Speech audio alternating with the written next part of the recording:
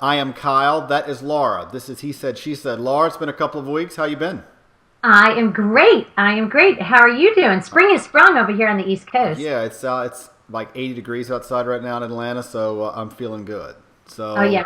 We're not quite there yet. well, you can Okay, catch up. so my son and I got into a really interesting conversation the other day, and I've noticed that this has also been coming up a lot with the women that I work with. And so I thought it would be interesting to talk about. Okay. Um, my son and I were actually talking about how you know it's the one. How do you know it's, one day that this is somebody that you want to spend your life with? Because I'm watching some of the girls that he, dates, and it's interesting to watch his choices. And we got into a conversation about how important it is in a relationship not to create the kind of partner that you're going to grow to hate. What I mean by that is, I'll give you a perfect example. You're young. I'm going to come from his perspective. 18 and a half, 18 going on 19, good-looking guy, always interested in the good-looking girls, and walks around like, one day my wife's going to cook for me, and one day my wife is going to do this for me, and all Old this kind school. of crap. Old school. Old All right. school, barefoot, white, I'm pregnant in the house. Okay. And I said to him, be careful what you ask for. Be careful what you attract, because I watch lots of relationships and lots of marriages where the woman serves. Okay, I'm going to just use this particular example, although I know it goes both ways. And then her husband grows to resent her because she doesn't have her own really full life, and he's out looking at other people, because other women who are leading these passionate, full, vibrant lives. But in the end, he's contributed to creating the kind of woman, the kind of person that he has grown to hate. And I think that sometimes people don't know that we're doing it, whether it be the man or the woman doesn't know that they're contributing to it. And I think a lot of times it's the woman who doesn't really know she's allowing it. She doesn't stop to think about, she's so busy trying to love him and to show her love for him and doing what he wants, that she forgets that, she's not really the person that she's meant to be. I want to back up for a moment, and I'm going to act as if I was talking to your son. And he had just said to me, well, I really want the woman that's going to do this and do that for me, and, kind of be that servant wife, if you will. The first question that I would ask him is, why do you have that image of a wife in your mind? Now, I'm not saying that image is right or wrong, but what is it about that image that's so appealing to you? And let me say why I would ask that question, right? So, your son is at an age where he has or is quickly beginning to build the foundation of what he views as masculinity. Okay? Absolutely. And a lot of that has been influenced by the men in his life, be it his dad, grandfather, friends, the media, social media, whatever the case may be. So at the age of 18 and a half, 19 years old, he is attracted to things that is going to make him feel like a man. Nice car, pretty girl, whatever the case may be. So I think that's the first question. Why is that so appealing to you? Because that's the message that a lot of 18-year-old boys get, right? If I'm 19 years old and I'm looking at, someone who I want to emulate, a late 20s, 30s, and he's the guy that's working and she's the one that's staying home, and he's got that persona of that guy's a man. That guy takes care of business, right? Right. And so he's like, I want to be that guy. I want to be the guy that, him alone, he's the one that kind of can protect and, go out and be the great white hunter, if you will, and bring everything back and protect and serve. So I think that's the first question, right? Why do you feel that way? And a lot of that is going to come. So fast forward now, right? 20, 25, 15, 10 years, hell, even 5 in some cases. So he's put himself into that position. I'm not so certain I agree with you with the fact that guys become attracted to girls then that are out there taking care of themselves and have the job and have the career and so forth, because I got to be honest with you, most guys who feel that they need to have the woman staying at home and taking care of the kids and cooking and cleaning are going to be intimidated by the working woman, especially if that woman is more successful than he is.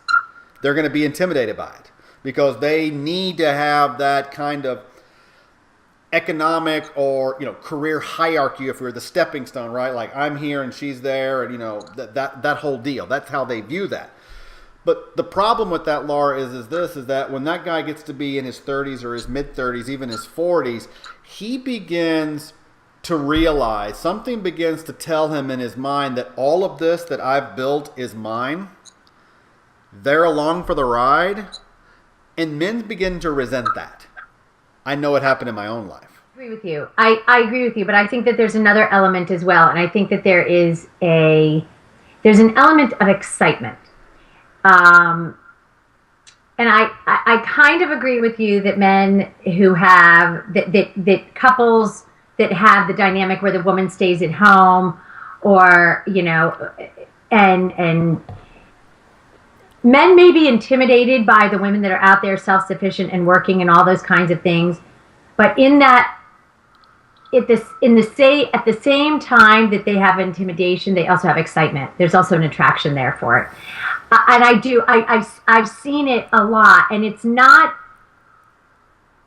And what I think happens is, I believe that there is nothing more attractive. There's no greater turn on than someone that is living, is living their life from their own place of enjoyment and their own place of fun and their own place of passion, so to speak.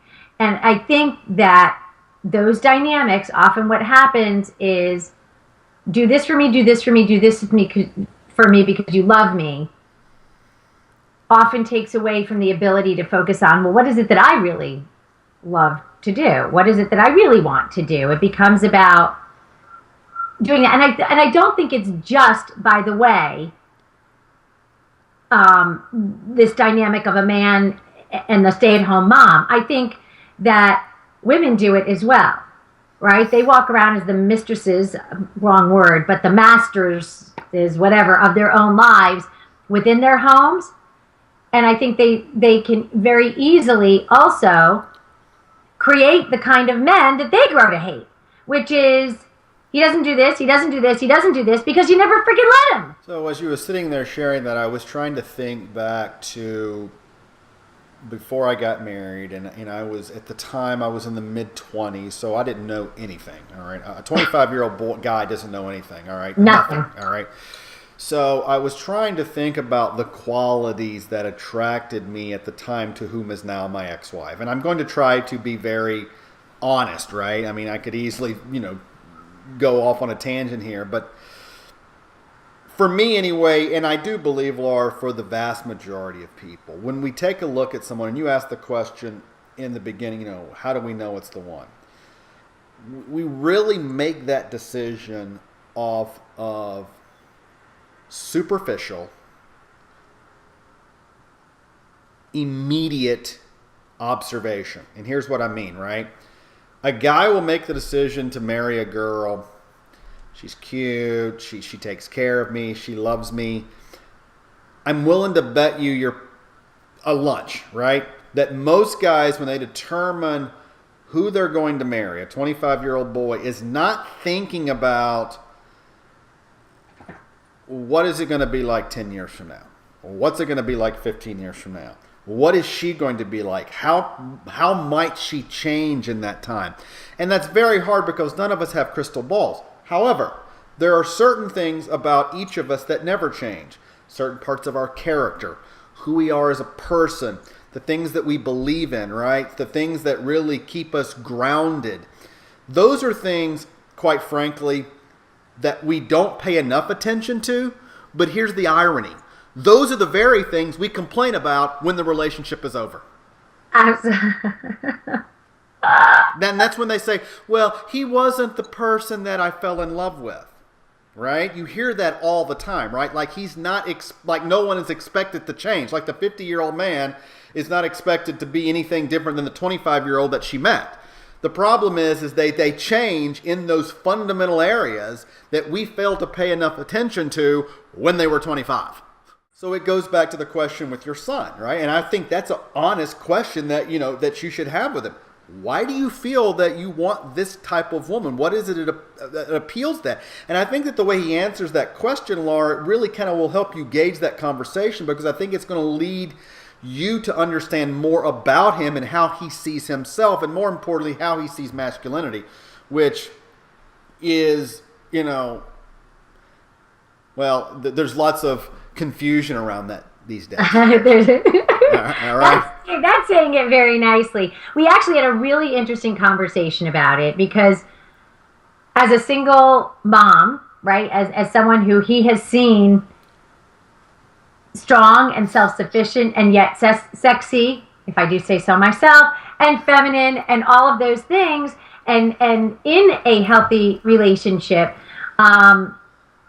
we were able to have a really interesting conversation, and I watched him as he definitely understood it, because we played it out. I did play it out for him. I played out the 10, 20, 30 years down the road and a few kids, and and what do you want when you get home from work? And what do he's observing the house. He's 18. I'm like, what are your kids going to want to see from you and your wife when they're 18? Like, step into your own, you're already there. Now put yourself in your future children's eyes, who are the same age as you are right this very minute. And what do you want to see? And how's that going to play out? It was a really, really interesting conversation. But then when, of course, this same thing came up in a couple of my, with a couple of my clients, and and they're dating, and it's how they're playing it out in their own dating situation, their own new dating relationships. And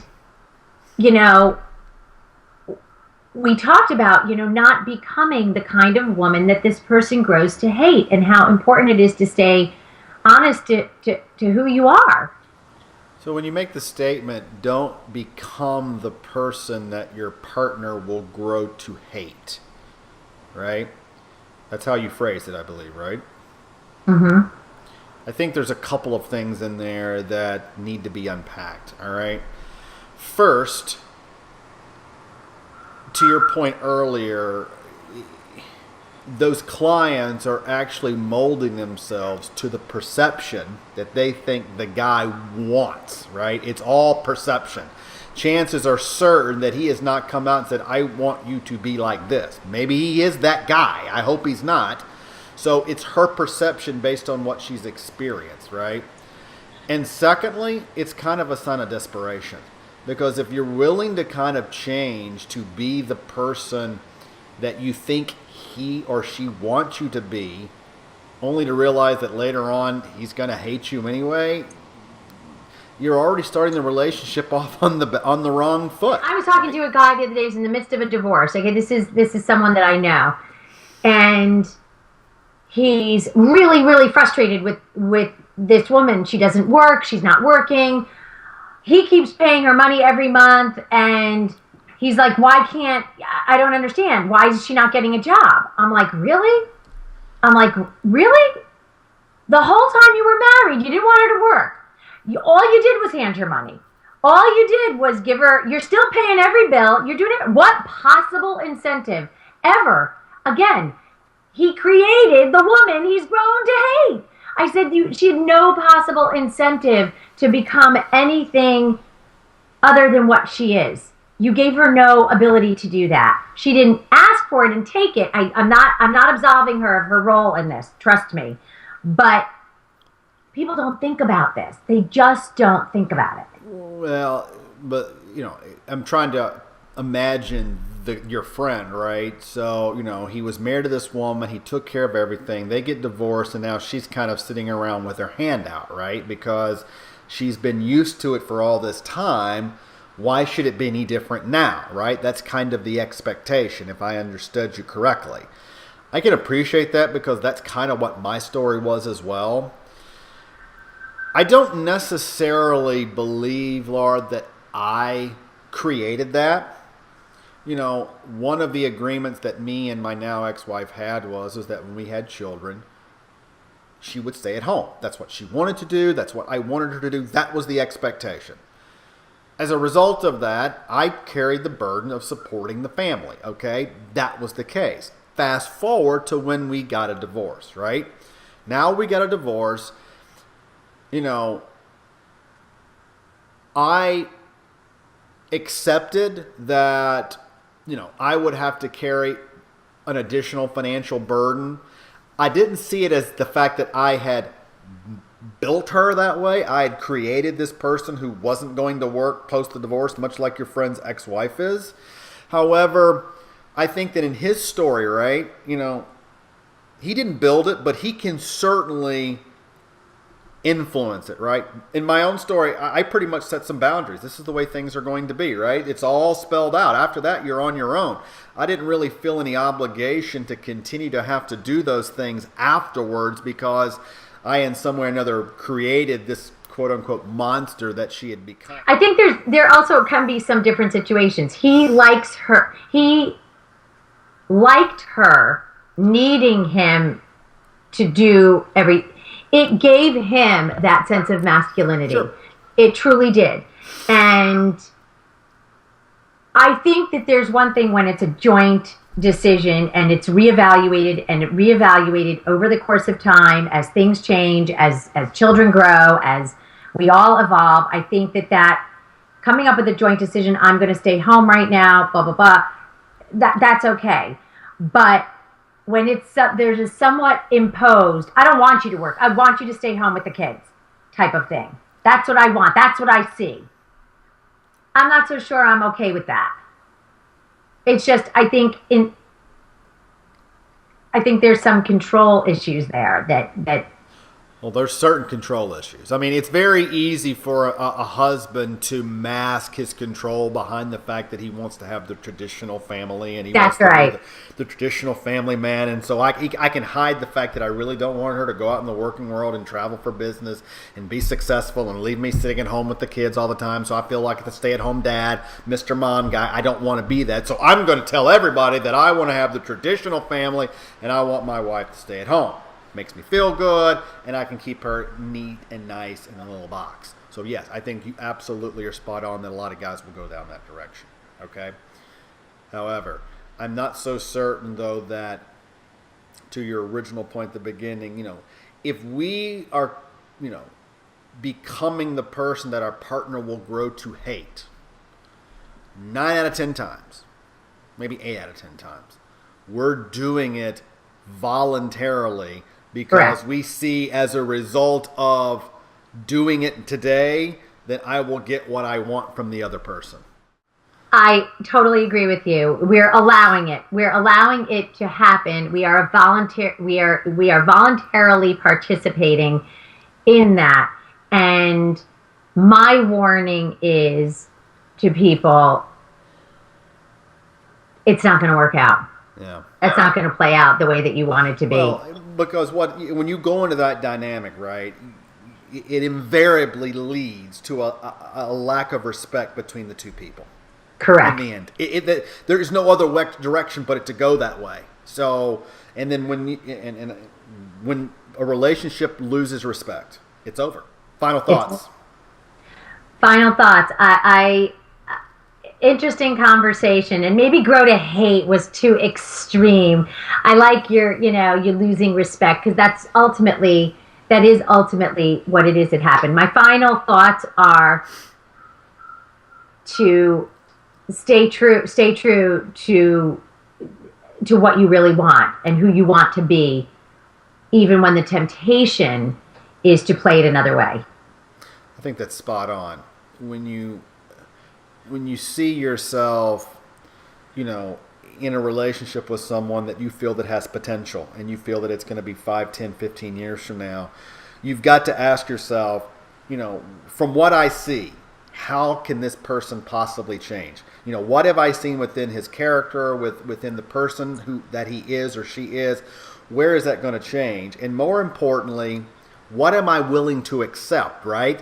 There are certain things, like we've talked about before, there's the deal killers, right? There's certain types of character traits and so forth, and that I'm attracted to those character traits, and those are things that I don't expect him to change. Like, for example, honesty, right? Whatever those things are. Unfortunately, most of us, when we're in the dating world, especially in the 19 to 30 year age, it's all superficial.